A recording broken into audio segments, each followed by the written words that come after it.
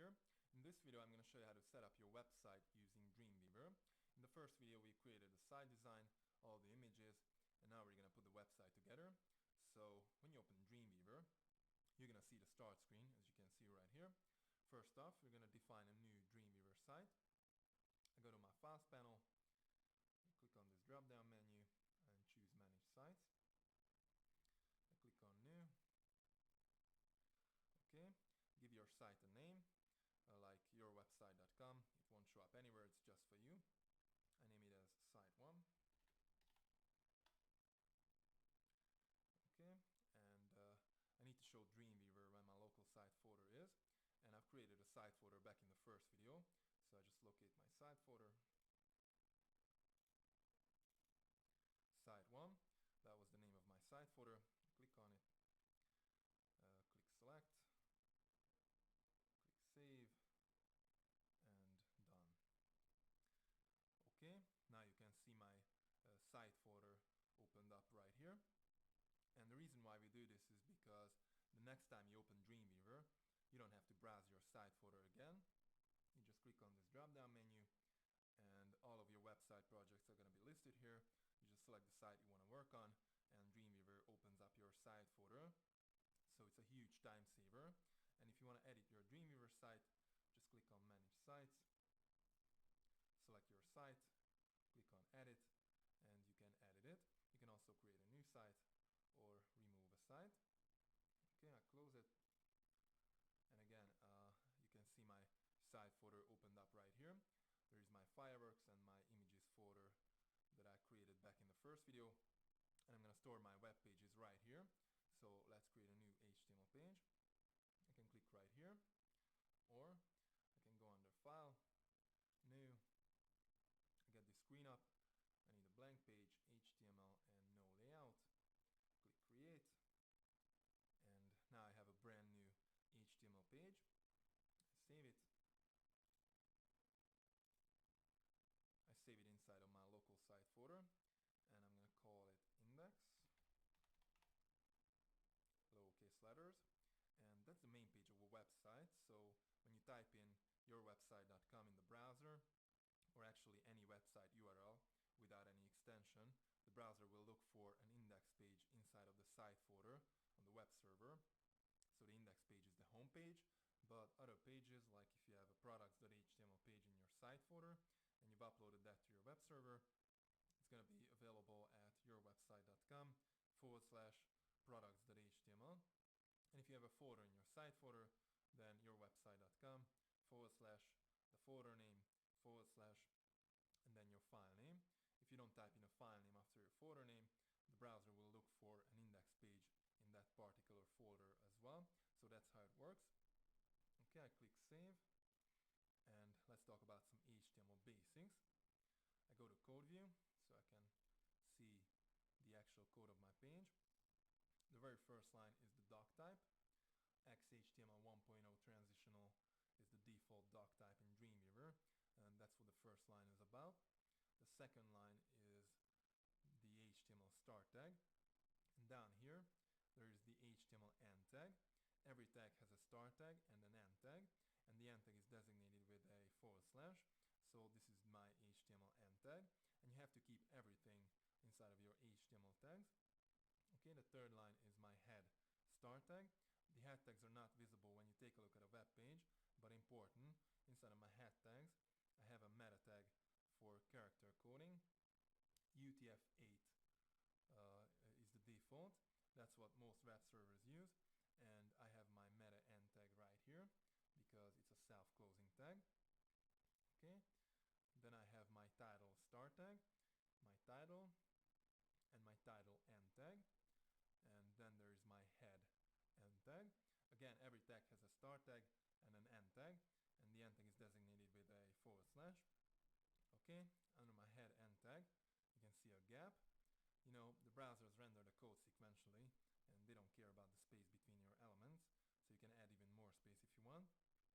Okay, in the next line, I have my body start tag, and everything that is actually visible inside of your browser for your page will be inside of your body tags.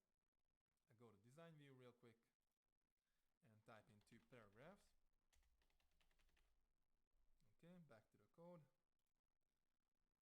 And now inside of my body tags, I have a paragraph start tag, my text, then a paragraph end tag.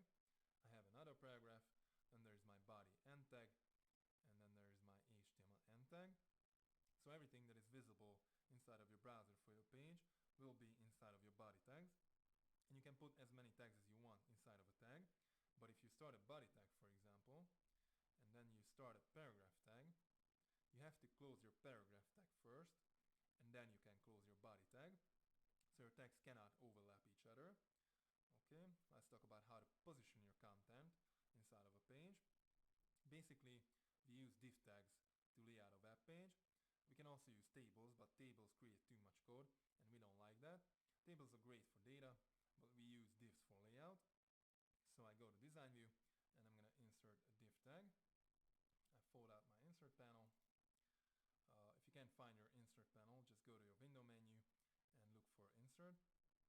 I choose common and insert div tag. I insert it after start of tag body. That's all I have so far, my body tags. And I can apply a class style or an ID style to my div tag. The only difference between class styles and ID styles is that ID is a unique identifier to an element. Therefore, I can only apply an ID style to one element per page. So basically, I only apply class styles to my elements. I name it as first div tag. This is just a quick exercise. Click on new CSS rule. It's going to be a class style. Here's the name of the class style. It's designated with a period in front of it because it's a class style. An ID style is designated with a hash mark in front of it. Okay, I define my rule inside of this document only. Later on we're going to use an external style sheet file, but this is just a quick exercise. I click OK. Go to box, and I want my div tag to be 400 pixels wide and 400 pixels tall. And I change the padding to 20 pixels all the way around, so same for all. And I also change the margin, not same for all. Top 0, right auto, bottom 0, and left auto. I've given it a margin left auto and a margin right auto, just so that I can center it. That's how you can actually center a div tag.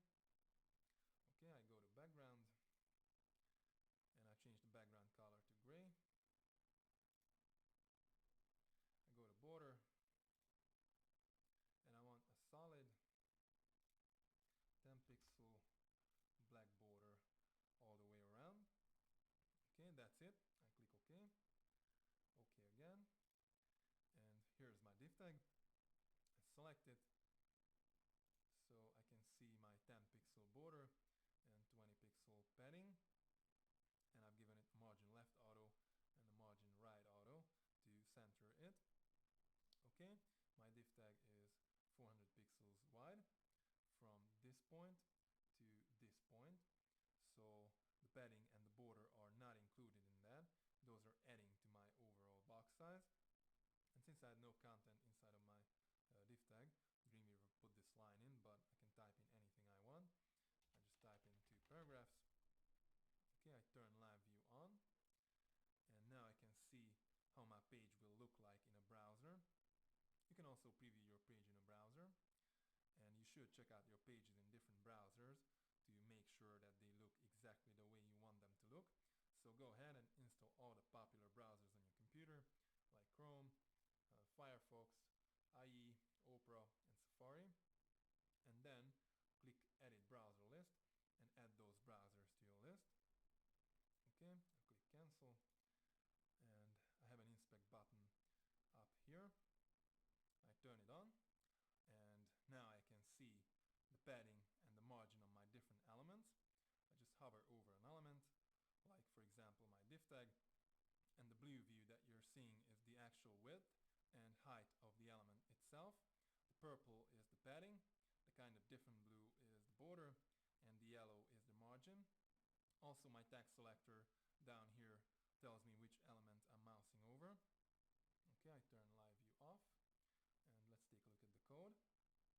Here's my body start tag, and as I mentioned earlier, everything that is visible inside of your browser for your page will be inside of your body tags.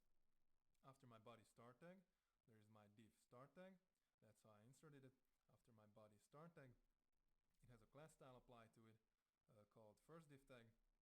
Then I have my text inside of my div tag designated with a p paragraph tag, a start tag, and an end tag. There's another paragraph, and then there is my div end tag and my other two paragraphs that I typed in earlier, but these are outside of my div tag. Then there is my body end tag and my HTML end tag. And inside of my head tags, I have my CSS style sheet embedded. This is my style start tag, and this is my style end tag. CSS is a language that works alongside HTML, and the CSS style sheet is basically a collection of rules. I only have one rule inside of my style sheet, the class style that I just created.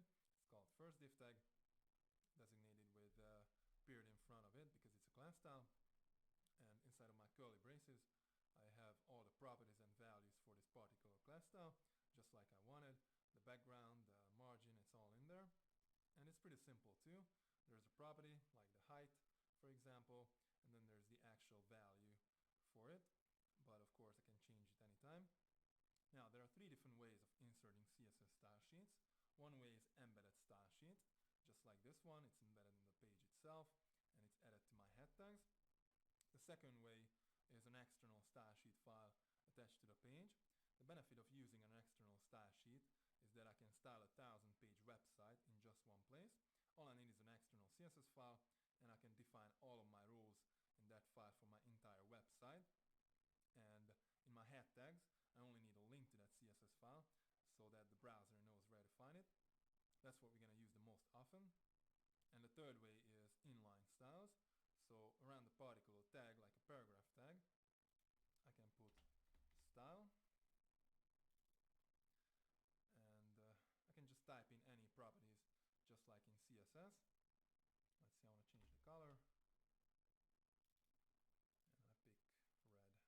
I close it off, and now my text is red. So these are the three ways of inserting CSS style sheets. Again, embedded style sheet added to your head tags, external style sheet file attached to your pages, and inline styles. You can use all three of those to style your elements, but if you style an element in all the three different style sheets, the values will be inherited from the more specific style sheet. The inline style is the most specific style sheet, so it takes precedence over the embedded and the external style sheet. The embedded style sheet is second, and then the external style sheet is last. Okay, and this was just a quick exercise. I go back and delete my style sheet and my content as well.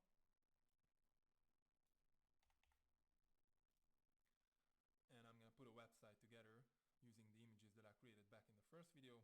I insert a brand new div tag.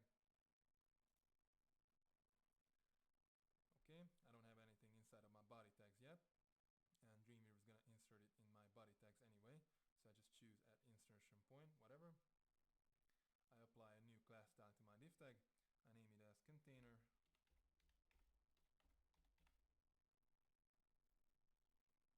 I want to style it right away, so I click on new CSS rule. It's going to be a class style called container. There is a period in front of it because it's going to be a class style. And now I create a new style sheet file, so I can style my entire website in an external CSS file. I click OK, and Dreamweaver is asking me where to save my CSS file. I create a new folder. I name it as style.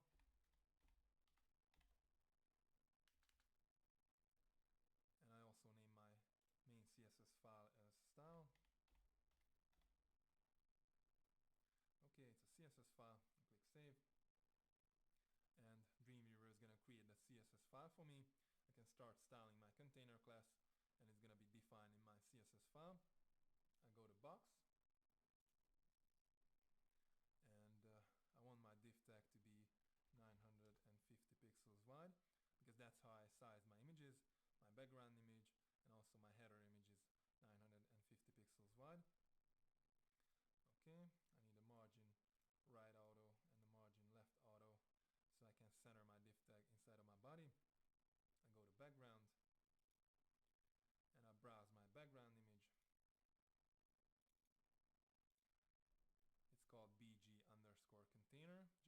class style of my div tag. Click OK. And my background image is a 1 pixel tall image, which I want to repeat vertically. By default, the background image repeats horizontally and vertically across the whole element, but my background image is 950 pixels wide, just like my div tag, so it can only repeat vertically. Therefore, I don't need to tell the browsers to only repeat it vertically, which would be repeat wide. So I just click away, click OK, OK again, and here's my container div tag. You can see my background image right here. It's a 1 pixel tall image that repeats vertically, and Dreamweaver put some text into my div tag, because if there was nothing inside of my div tag, then it would collapse. And here's my style folder and my style CSS file that Dreamweaver created for me. If you can't see it yet, just put your cursor in here and press F5 to refresh. My style CSS file also appears up here because it's attached to the page. Let's check it out. Click on it. The first line is the character set. I don't really need this line, I could delete it, but whatever. And here are all the properties and values for my container class. I can change anything here if I want to. Okay, I go to the source code of my index page. I switch to code view. And here is the link inside of my head tags, linking to my CSS file. That's how the browser is going to find it, because there's the actual path to my CSS file, which is relative to my document. Okay, I go back to design view, I delete my text, and I'm going to paste my header image inside of my container div tag. I go to my images folder, get my header image, and just drag it over here. Okay, your image must have an alternate text, because if your image doesn't load for some reason, the browser will show the alternate text. And it's also important for search engines, so basically use a relevant keyword loaded alternate text for your images. If I sell a Dreamweaver course, I will type in